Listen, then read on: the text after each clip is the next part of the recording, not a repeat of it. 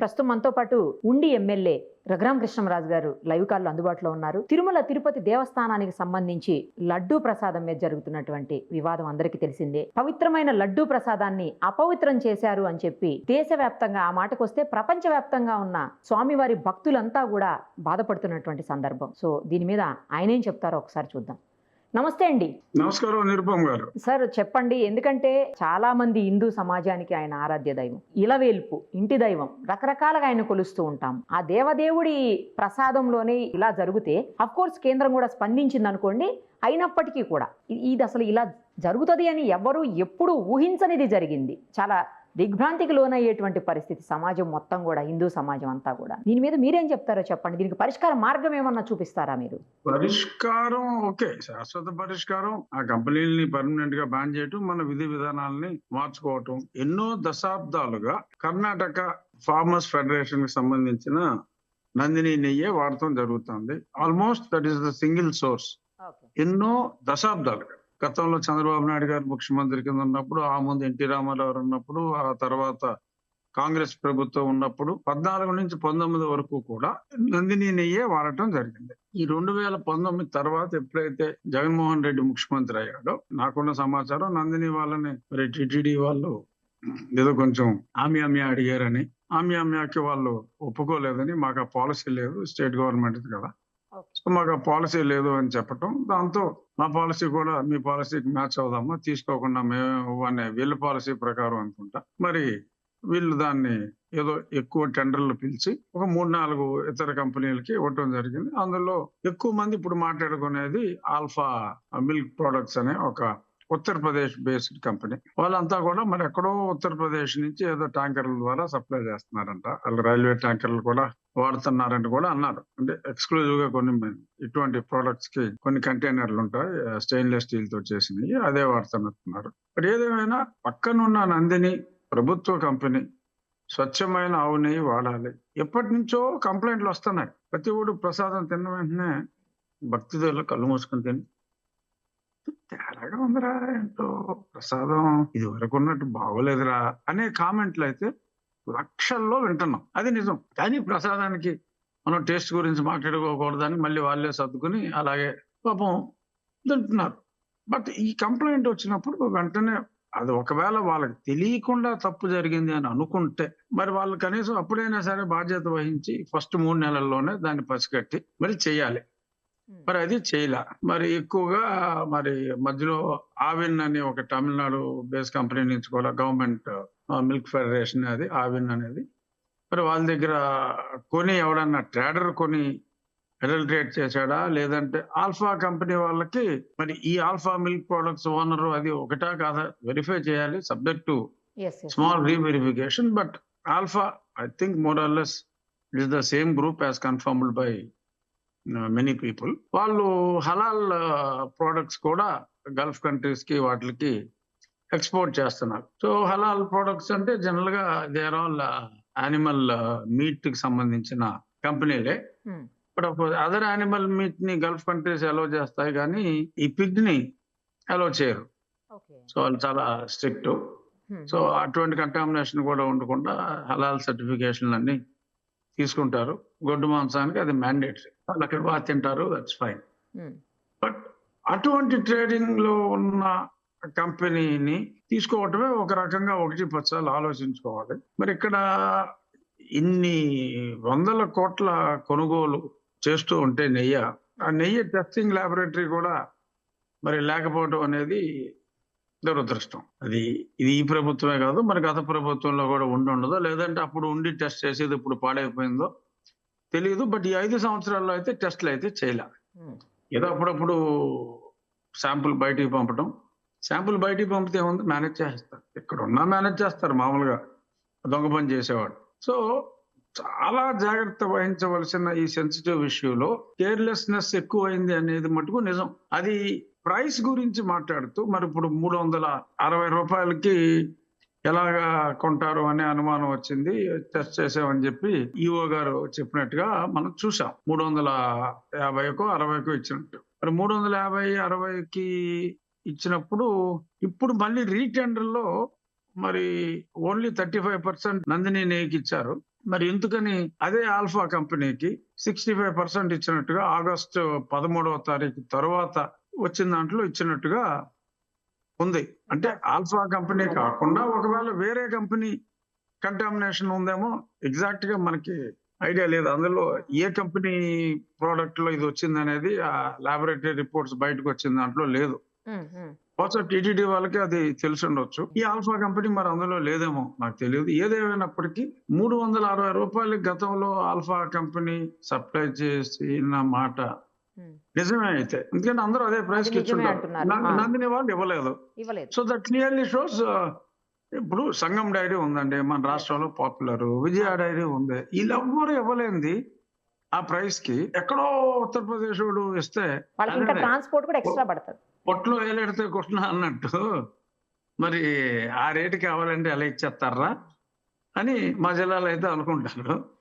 So అలాగా మరి అంత ప్రైస్ కి అప్పట్లో ఇచ్చిన కంపెనీ, ఎందుకంటే నందిని ఆ తక్కువ రేట్లో ఇవ్వాల. ఇప్పుడు మళ్ళీ అది ఇస్తున్నప్పుడు సడన్ గా అంటే రేటు పెంచారు. అంటే రేటే క్వాలిటీ అనుకుంటున్నారేమో అనుకున్నాం. ఏంటో మరి వాళ్ళు కూడా రేటు పెంచి మళ్ళీ L1లు ఎన్నిటికి L1లో ఉన్నారు. నన్ను అడిగితే సమ్ డిస్టెన్స్ పెట్టుకుని ఆ లాంగ్ డిస్టెన్స్ వాళ్ళని బ్యాన్ చేసేయాలి. అంటే మనకు కూడా ఒక కామన్ సెన్స్ అనేది కొనేవాడికి కూడా ఉండాలి. ఎలాగ సప్లై చేయగలడు గుడ్డిగా మనం ఏదో రివర్స్ టెండర్ అని చెప్పి జగన్మోహన్ రెడ్డి ఏదో గాలిపదం ఒకటి పట్టుకొచ్చి దాన్నే మనం గుడ్డిగా అతను పోయిన తర్వాత రివర్స్ టెండర్ క్యాన్సిల్ అయిన తర్వాత ఎప్పుడో మనం టెండర్ ముందే పిలిచాం కదా, రివర్స్ టెండర్ క్యాన్సిల్ అవ్వక ముందంటే any tender can be cancel at any time. అది కొనటం అనేది జగన్మోహన్ రెడ్డి తప్పు చేశాడు, అందులో ఎటువంటి సందేహం లేదు. ప్రైస్ పెంచినంత మాత్రాన అప్పుడు తక్కువకి సప్లై చేసే కంపెనీలు ఇప్పుడు ధర్మాత్ములు అయిపోయారు. ప్రైస్ పెంచారు కాబట్టి ఆడు బాగా ఇస్తాడు అనేది ఆ కాన్సెప్ట్ కరెక్ట్ కాదు. ఇప్పటికైనా నా ఉద్దేశంలో యాజ్ పర్ ద మీడియా కథనాల ప్రకారం ఓన్లీ 35% నేను ఒక పర్చేజ్ ఆర్డర్ కూడా చూసా ఈ రోజు. మార్తి సుబ్రహ్మణ్యం గారు జర్నలిస్ట్ ఒక note including the print purchase order in print పెట్టడం జరిగింది. అందులో 35% నందిని నెయ్యికి ఇచ్చారు, మిగిలిన 65% వారి కథనం ప్రకారం ఆల్ఫాకి ఇచ్చారని. ఒకవేళ ఇచ్చి ఉంటే, ఎందుకంటే ప్రైస్ టెండర్ నువ్వు ఎందుకు ఫాలో అవ్వలేదని అధికారుల మీద కూడా తర్వాత చర్యలు తీసుకునే ప్రమాదం ఉండొచ్చు. So to save their own skin they may have to follow certain rules. ఒకవేళ ఆ రూల్స్ ఫాలో అవ్వడానికి వారి ఉద్యోగ రక్షణ కోసం తర్వాత వాళ్ళు ఏదో విజిలెన్స్ ఎంక్వైరీ అని చెప్పి వాళ్ళ ఇబ్బందుల్లో పడకుండా ఉండటం కోసం ఇస్తే ఇచ్చుండొచ్చు ఆల్ఫా కంపెనీకి. బట్ ఇప్పుడు ప్రభుత్వం ఒకవేళ ఆల్ఫా కంపెనీకి ఇచ్చుంటే ఇమ్మీడియట్ గా దాన్ని రద్దు చేయాలి. నా దృష్టిలో అయితే గతంలో 360కో 70కో ఇచ్చిన ఏ ఒక్క కంపెనీకి ఈ టెండర్ లో అసలు పార్టిసిపేట్ చేసే అవకాశం ఇవ్వకూడదు. It could be Nandini or it could be Sangam or Vijaya or any other reputed company. మరి అమూల్ అని చెప్పి అదే పనిగా మాట్లాడుతూ ఉంటాడు. అమూల్ నెయ్యి చేయరండి, నాకు తెలియదు. అమూల్ నెయ్యి చేస్తారా? అమూల్ ఘీ ఉంటుందా? ఒకవేళ అమూల్ ఘీ ఉంటే వై డిడ్ నాట్ పార్టిసిపేట్? అంటే మరి నిజం నెయ్యి ఇవ్వాలంటే లూజ్ గా కిలో నెయ్యి కొనాలంటే కనీసం ₹900 తక్కువ లేదు. సో బల్క్ లో 350కి 360కి ఇచ్చేస్తున్నాడు నెయ్యి కొనేద్దాం అంటే ఏంటి వీళ్ళకి ఏం కర్మ వచ్చింది? ₹350 నెయ్యి అయితే ఇవ్వలేడని సంగతి ఆ మాత్రం కామన్ సెన్స్ ఉండదా? అక్కడ ఏదో పర్చేస్ కమిటీ ఉందంటారు, ఏదో ఓకే నేమ్ సేప్ ఉంటే ఉండుండొచ్చు. ఎవరిని ఏ పర్చేస్ కమిటీ వాళ్ళని మాట్లాడిస్తాడు? అప్పట్లో మరి అప్పుడు ఎవరినన్నా మాట్లాడించేవాడు, అంతా సర్వంతానే వ్యవహరించారు. ఒకటి నిజం, 2019 వరకు ఎన్నో శతాబ్దాలుగా చేస్తున్న లడ్డూ మీద ఒక్క కంప్లైంట్ కూడా రాలేదు. 2019 తర్వాతే ఇవాళకి వాళ్ళు ఏదో చంద్రబాబు నాయుడు గారు చెప్పారని జనం గుండెలు బాదుకునేది కాదు ఇది. 2019 నుంచి ప్రతి ఓడు కొంచెం మొహం చిట్లిస్తూ మాట్లాడిన మాటలు ఇలాగా. సో కాబట్టి ఇందులో రాంగ్ నెపం వేసింది ఏమీ లేదు. ఎన్నాళ్ళుగానో సనుక్కుంటూ కొనుక్కుంటూ తింటున్న భక్తులకి ఎందుకు అలా అయింది అనేది ఒక క్లారిటీ వచ్చింది. ఎందుకంటే స్వచ్ఛమైన నెయ్యితో చేస్తే దానికి షెల్ఫ్ లైఫ్ ఎక్కువ ఉంటుంది. పూర్వం 10 రోజులైనా మనకి లడ్డు తేడా వచ్చేది కాదు. ఇప్పుడు 4వ రోజుగా లడ్డు తినలేకపోతున్నాం. ఎందుకు అంటే వీళ్ళ కక్కుర్తి కోసం. అంటే నేను కావాలని చెప్పి జగన్మోహన్ రెడ్డి లేకపోతే ఇంకొకడు ఇది కలుపు అది కలుపు అని చెప్పవలసిన అవసరం లేదు. నాకు ఈ రేటుకి ఇవ్వరా అంటే ఆ రేటుకి ఇవ్వగలిగేది అయ్యేస్తాడు. ఇప్పుడు బంగారం మార్కెట్ లో సరే ఒక తులం ఎంతో 50,000 అనుకోండి, నాకు ఎంతో సరిగ్గా తెలియదు. ఎవడో 30,000కి ఇస్తానని వచ్చాడు అనుకోండి, అది దొంగ బంగారం అవ్వాలి, లేదంటే లేదా కల్తీ దొంగిలించిన బంగారం అయి బంగారం ఉండాలి, అవ్వాలి. కల్తీ బంగారం అయి ఉండాలి. కల్తీ బంగారం అయి ఉండాలి, లేదంటే దొంగిలించిన బంగారం కరెక్ట్, అయి ఉండాలి. కరెక్ట్, అది కరెక్ట్. సో అలాగా ఒక మినిమం కామన్ సెన్స్ అంటూ ఉండాలి. ఒక పర్చేస్ చేసేవాడికి ఒక బేసిక్ కామన్ సెన్స్ ఉండాలి. ఆ బేసిక్ కామన్ సెన్స్ గతంలో లోపించింది. 360 రూపాయలకి ఎవడిచ్చేస్తాడు, ఎలా ఇస్తాడు? అది కొనటం తప్పు, ఆ ప్రాసెస్ తప్పు. నువ్వు దానికి రివర్స్ టెండర్లు వెళ్ళిపోయి ఎవడో 100 రూపాయలకి ఇస్తానంటాడు, కొనేస్తావా? ఏంటి దాని కాస్ట్ ఆఫ్ ప్రొడక్షన్ ఎంత ఐడియా ఉండాలి కదా. సో ఇది ఖచ్చితంగా గత ప్రభుత్వ తప్పిదం, అందులో ఎటువంటి సందేహం లేదు. నేను ఇప్పుడు చెప్పేది, ఒకవేళ ఉద్యోగ రక్షణ కోసం మనం ఎల్వన్ ఎత్తు కొనలేదు అంటారనే భయంతో శ్యామలరావు అనే వ్యక్తి ఎగ్జిక్యూటివ్ ఆఫీసర్ గా ఒకవేళ పర్చేజ్ ఆర్డర్ ఇచ్చుంటే, తక్షణం గౌరవనీయులు చంద్రబాబు నాయుడు గారు ఆ పర్చేజ్ ఆర్డర్ ని రద్దు చేయాలి. This is my demand. అంటే ఆ ప్రోడక్ట్ ఇప్పుడు ఏదో టెస్ట్ కి వచ్చేదంటే ఇప్పుడు వీటిలో కొంచెం ప్యూర్ గా ఉంటే ఉండొచ్చు, కానీ 360 రూపాయలకి సప్లై చేసిన వాడి దగ్గర కొనకూడదు. కాస్ట్ ఆఫ్ ప్రొడక్షన్ బిలో కాబట్టి అది స్ట్రిక్ట్ గా ఫాలో అయితే సరే. ఈ వివాదమే. మధ్యప్రదేశ్ లోను, రాజస్థాన్ లోను కూడా వివాదాలు జరుగుతున్నాయి. దీని మీద ఇంత అన్యాయం చేస్తారా డౌన్ జగన్మోహన్ రెడ్డి, ఇదంతా నడుస్తుంది.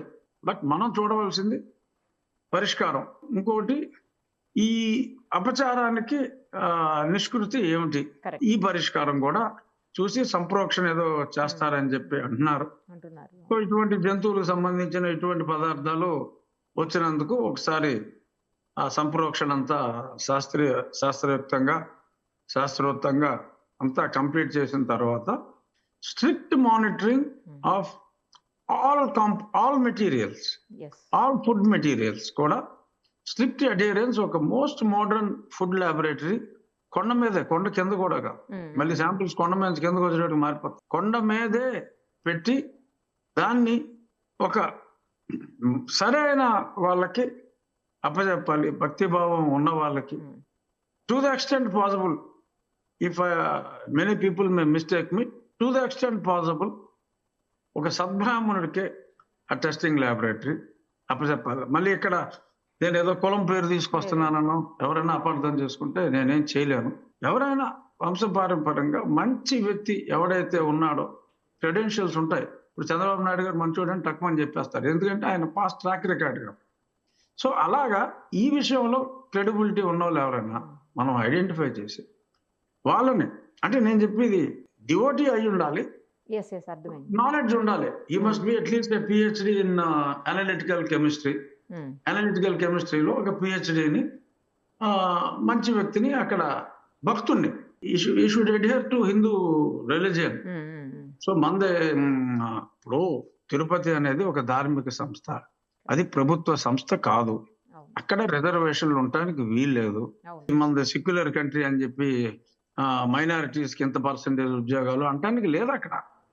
అక్కడ ఏంటి చాలా మోసాలు జరుగుతున్నాయి. ఏంటంటే ఎస్సీ సర్టిఫికేట్ తోటి వచ్చేసి వాళ్ళు చర్చిలు కూడా నడుపుకుంటున్నారు. అలా చర్చిలు నడుపుకునే వాళ్ళని hard core Christianity, nothing wrong in being a Christian, but it's very wrong to submit a Hindu certificate and doing job here and working in a church. ఎందుకంటే నీ మత విశ్వాసానికి సంబంధం లేని చోట్ల మతానికి సంబంధించిన దేవాలయంలో అన్య మతస్థులు ఉండడానికి వీల్లేదు అని ఎల్వి సుబ్రహ్మణ్యం గారు ఎప్పటి నుంచో ఎన్నోసార్లు చెప్పారు. ఒక్కడిని తీశారా? రాజకీయం పార్టీలకి దమ్ము ఉండదు, యాక్షన్ తీసుకుంటే ఏమో ఆ కులం వాళ్ళు ఓటేరేమో అనే ఒక భయం. అలాంటి సంకుచిత స్వభావం పార్టీలు విడనాడాలి. Of course I'm also in a political party. If I were to be given a chance, I would eradicate అన్య మతస్థుల్ని 24 గంటల్లో తీసేస్తారు. ప్రూవ్ చేసి ఏ చర్చికి వెళ్ళాడో, ఎప్పుడు వెళ్ళాడో, ఏం స్పీచ్లు ఇచ్చాడో రికార్డ్ని.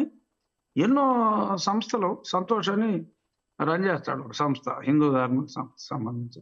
He has collected lot of information, but అతని అరణ్య రోదన అయిపోయింది. సో అలాగా politician should have a will. నువ్వు దేవాలయాన్ని సంరక్షించగలిగితేనే అది నీ గవర్నమెంట్ కంట్రోల్లోకి తీసుకో, లేదంటే వదిలేసే. నీకెందుకు కంట్రోల్? హిందూ ధార్మిక సంస్థకి వదిలేసేయండి. అక్కడ ఏమైనా తేడా వస్తే తోటి హిందువులే తోలుతేస్తారు. If government wanted the money of Venkateswara Swamy temple, they should be loyal to the god, they have to adhere to the principles. ఇది నా ఫర్మ్ ఒపీనియన్. నిరుపమ్ గారు, డెఫినెట్ గా చంద్రబాబు నాయుడు గారు చర్యలు తీసుకుంటారు. నా ఉద్దేశంలో ఆల్ఫా టెండర్ కూడా ఇవాళ సాయంత్రం ఈఓ గారు కమిటీ అంతా వచ్చి సీఎం గారికి ప్రెజెంటేషన్ కూడా ఉందంట. I'm quite sure alpha tender అనేది ఆ రివర్స్ టెండర్ లో వచ్చిన ఆల్ఫా టెండర్ ని రద్దు చేసి ప్రస్తుతానికి మనోభావాలు పునరుద్ధరించబడాలి అంటే ఆ నందినీకే, ఎందుకంటే వాళ్ళకి ఫ్రాడ్ చేయవలసిన అవసరం లేదు, ఆ నందినీకే ఇచ్చి కావాలంటే ఒక 20 రూపాయలు ఎక్కువగా ఇచ్చుకోరా నాయన, భక్తులు ఎవరో బాధపడేది లేదు, కావాలంటే తలకు 20 రూపాయలు, 100 కోట్ల భక్తులు తలకు 20 రూపాయలు కాదు కదా, తలకు 2 రూపాయలు ఇచ్చినా కూడా అది కవర్ అయిపోతుంది. సో అంచేత money is not an issue. ఈ రివర్స్ సెంటర్లో ఈ కక్కుర్తులు, ఈ తినేటాలు మా దేవుడి వరకు వదిలేయండి రా బాబు అని చెప్పి నా విన్నపం. కరెక్ట్ చెప్పారు సార్. నిజంగానే మీరన్నట్లు అలాంటిది జరిగితే అప్పుడు యావత్ బాలాజీ స్వామి భక్తులంతా కూడా హ్యాపీగా ఫీల్ అయ్యేటువంటి పరిస్థితి ఉంటుంది. జరుగుతుంది డెఫినెట్ గా. చంద్రబాబు నాయుడు గారు సరిచేసే దృక్పథంలో ఉన్నారు.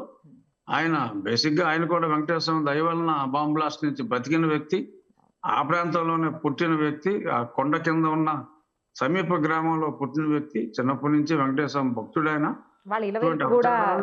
సహించిన వ్యక్తి కాబట్టే కొందరు మనోభావాల దెబ్బతిన్నా ప్రజలకు నిజం చెప్పవలసిన బాధ్యత ఉంది కాబట్టి ఒక బాధ్యతగా ముఖ్యమంత్రిగా ఆయన ఫీల్ అయ్యి అది చెప్పి దిద్దుబాటు చర్యలన్నీ కూడా యుద్ధ ప్రాతిపదికన తీసుకుంటున్నారు.